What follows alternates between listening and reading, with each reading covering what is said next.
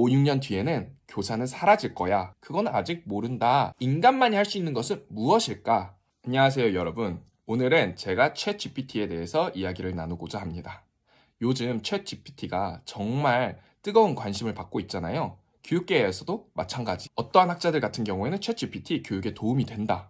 또 다른 학자 같은 경우에는 챗GPT 학생들의 학습을 방해한다 라는 주장을 하고 있습니다. 이러한 상황에서 여러분들은 어떻게 생각을 하시나요? 오늘 제가 소개해드릴 자료는 하버드 대학의 크리스토퍼 디디라는 교수의 인터뷰 내용이에요. 하버드 대학 교육 팟캐스트에서 진행한 인터뷰를 제가 요약 정리해서 여러분들에게 전달해 드리는 거니 혹시 원 자료가 필요하신 분들은 아래 설명란에 제가 적어 두겠습니다. 제가 편하게 디디 교수라고 부르겠습니다. 디디 교수 같은 경우에는 1970년대부터 교육공학 교수로 일하신 분이에요. 약 50년 동안 교육공학 분야에서 활동을 하였기 때문에 챗GPT에 대한 교육공학자의 입장을 잘 들어볼 수 있을 거라 저는 생각합니다.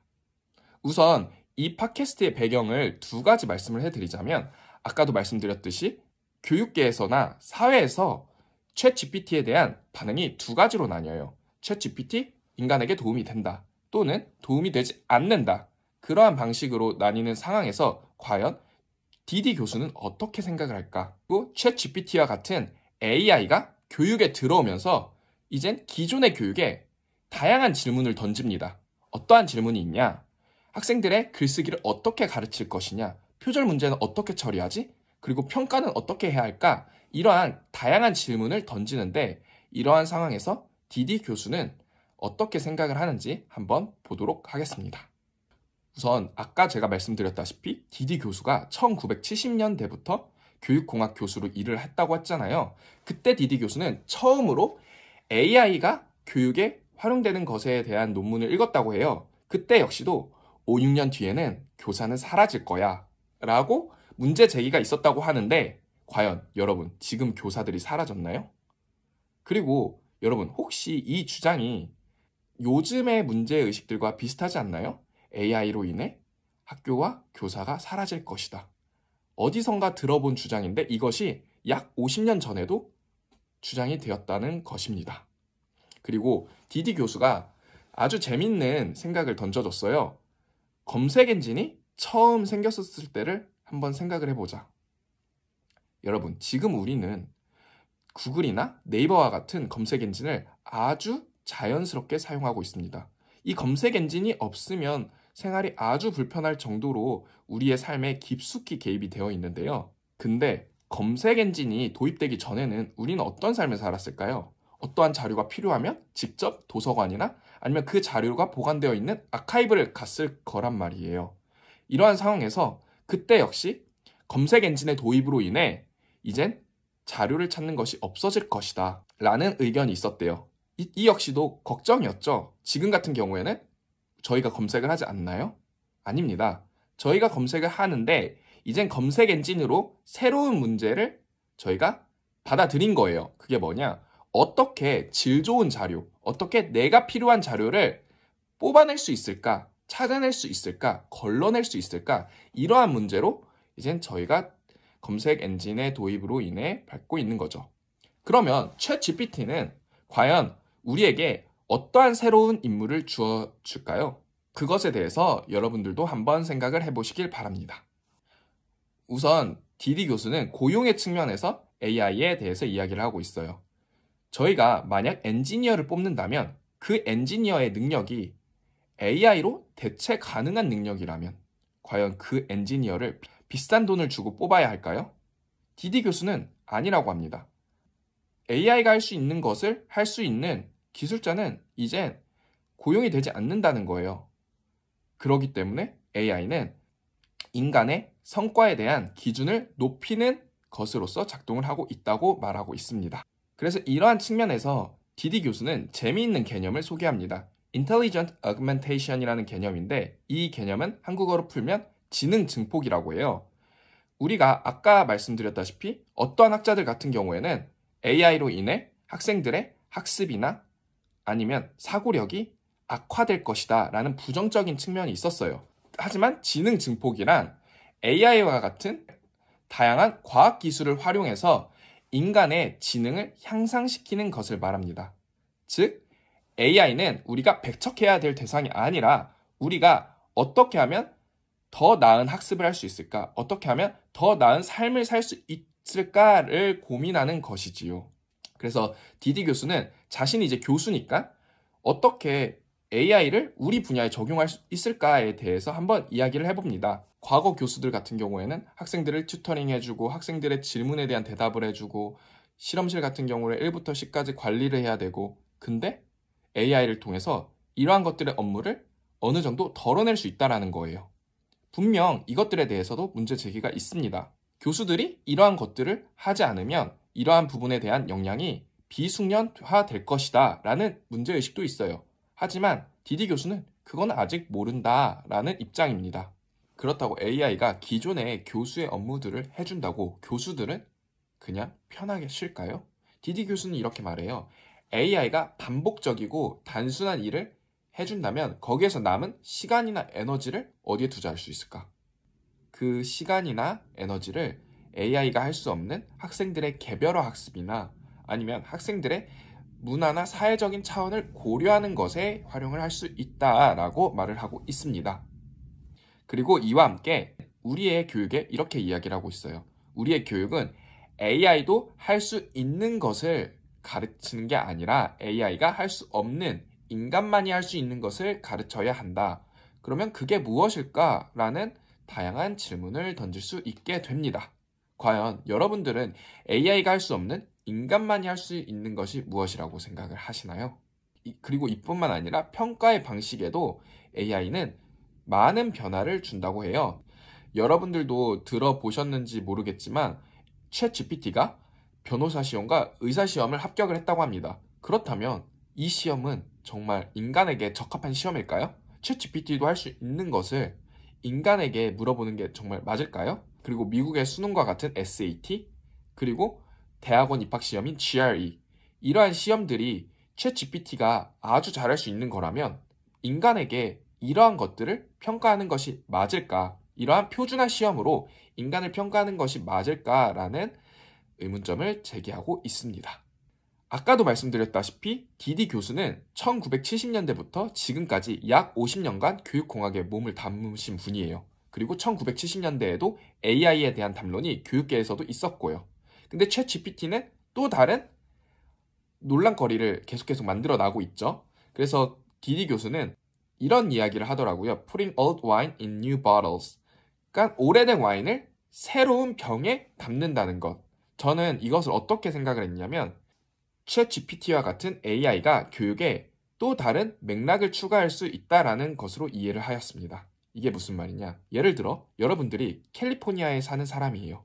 지금 근데 아이오와주에 홍수가 났다고 생각을 해보세요. 근데 여러분들은 캘리포니아에 사니까 아이오와주의 홍수? 그냥 안 됐다. 그냥 신문거리 정도로만 이해할 거예요. 근데 이것이 2050년도에는 과연 어떻게 변할까? 라는 것을 챗GPT와 같은 AI를 통해서 예측을 할 수 있는 거죠. 지금은 현재의 관점에서만 봤다면 AI는 기존의 데이터나 기존의 자연환경 아니면 인간들의 활동을 기반으로 2050년에는 어떠한 기후변화가 일어날 것이다 라고 예측을 하면서 단순히 아이오와 주의 문제가 아닌 캘리포니아 주의 문제로서 받아들일 수 있도록 하는 교육이 가능해진다는 게 디디 교수의 입장입니다. 전 이것을 보면서 지금만 볼 수 있었던 것을 미래의 관점으로 확장할 수 있는 기능을 우리가 AI를 통해서 얻을 수 있겠구나라는 생각을 하게 되었습니다. 그리고 여전히 수많은 기관에서 AI를 활용하는데 하버드의 비즈니스 스쿨 같은 경우에는 AI를 통해서 학생들이 협상의 기술을 배운다고 합니다. 그리고 요즘 뜨겁게 화두가 되고 있는 표절 문제가 있습니다. 이때 디디 교수는 이러한 이야기를 해요. 우리가 가르쳐야 할 글쓰기와 가르치고 있는 글쓰기에 대해서 우리가 지금 무슨 글쓰기를 가르치고 있는가? 여러분 혹시 토플이나 IELTS 준비를 해보셨나요? 그때에도 글쓰기가 있어요. 그때 우리는 어떻게 글쓰기를 받아들이나요? 서론, 본론, 결론이 있고 서론에는 무슨 이야기를 쓰고 본론에는 무슨 이야기를 쓰고 결론에는 무슨 이야기를 쓴다. 그리고 무슨 표현을 쓴다. 이런 게 딱딱딱 정해져 있습니다. 그리고 그러한 모델을 딱딱딱 정한 다음에 우리는 단어를 이렇게 뺐다 넣었다 라는 식으로 이제 글쓰기를 하고 있어요. 근데 여러분, 이러한 글쓰기를 우리가 실제 생활에서 활용을 하나요? 실제 생활에서 활용을 하지 않습니다. 하지만 교육이나 평가에서는 이런 것들을 아주 중요시 여기고 있어요. 이러한 글쓰기는 디디 교수의 입장에서는 단순한 묘사에 불과하다는 거예요. 어떠한 사건이나 어떠한 현상이 있었을 때 그 현상들을 그냥 묘사하는 거, 서술한다는 거에 지나지 않는다는 것이죠. 그래서 우리가 해야 할 글쓰기는 단순한 묘사를 넘어서 그 묘사에 이야기를 만들어내는 것, 스토리를 만들어내는 것, 그것을 강조하고 있습니다. 여러분, 그럼 만약에 신문 기자가 그냥 단순히 사건이나 현상을 묘사하는 정도로 글을 쓴다면 그 사람은 그 업계에서 살아남을 수 있을까요? 독자들이 글을 읽는 것은 단순히 정보를 획득하는 것을 넘어선다고 저는 생각을 해요. 그 글을 통해서 어떠한 것을 느끼기도 하고 그 글이 흥미로우니까 재미있으니까 계속 읽게 되는 것이라고 생각을 하는데 만약 기자가 단순히 현상을 나열하는 것에 그치면 저는 그 글은 팔리지 않은 글이 될 거라고 확신합니다. 이러한 관점에서 저는 디디의 입장에 공감합니다. 그렇다면 AI가 잘하는 건 뭐냐? AI가 잘하는 것은 아까 제가 캘리포니아의 홍수 문제에서 이야기를 했던 것처럼 AI는 예측을 잘해요. 이게 무슨 말이냐? 우리가 지금까지 일어났던 사건이나 현상을 바탕으로 또 이것들을 데이터로서 수집하고 그리고 그것을 기반으로 미래에는 어떠한 것이 일어날 것이다 라는 예측은 잘합니다. 그렇다면 과연 AI가 하지 못하는 인간만이 할 수 있는 것은 무엇일까? 디디 교수는 이렇게 이야기를 합니다. 인간만이 할 수 있는 것은 실천적 지혜나 아니면 문화 및 윤리적인 질문을 던질 수 있는 능력이다. 네, AI는 기존의 것들에 대해서 학습하고 그리고 그것을 바탕으로 미래에 무엇이 일어날 것이라는 것을 잘 할 수 있어요. 저는 이것을 AI는 창조자로서의 역할을 하지 못한다라는 관점으로 이해했습니다. 즉, AI가 잘할 수 있는 것은 기존의 것들을 조합하고 그리고 그것을 바탕으로 조각보를 만드는 느낌이에요. 그러니까 그 조각조각들이 아주 잘 보이는 거죠.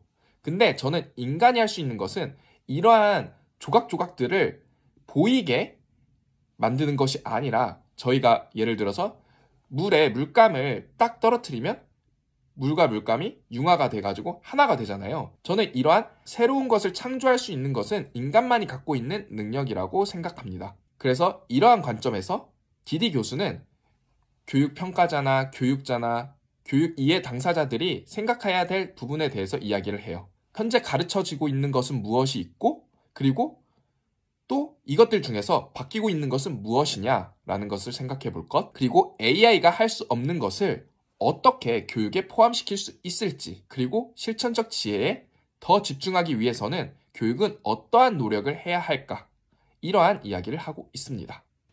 그래서 결론을 내자면 디디 교수는 이렇게 말해요. AI에게 쫄지 마라. AI는 우리가 생각하는 것처럼 그렇게 똑똑하지 않다. AI는 자기가 무슨 말을 하고 있는지, 무슨 일을 하고 있는지 아직까지는 잘 알지 못한다 라고 이야기를 합니다. 그래서 디디 교수의 말을 종합을 해보자면 AI는 AI가 할 수 있는 반복적이고 예측 가능한 일에 집중하고 인간은 AI가 할 수 없는 혁신적이고 창의적인 일에 집중해야 한다. 그럼으로써 지식 증폭을 이끌어내야 한다라는 입장입니다. 여러분들은 이에 대해서 어떻게 생각을 하시나요? 이에 대해 의견이 있으신 분들은 저와 함께 나눠주시면 아주 감사할 것 같습니다.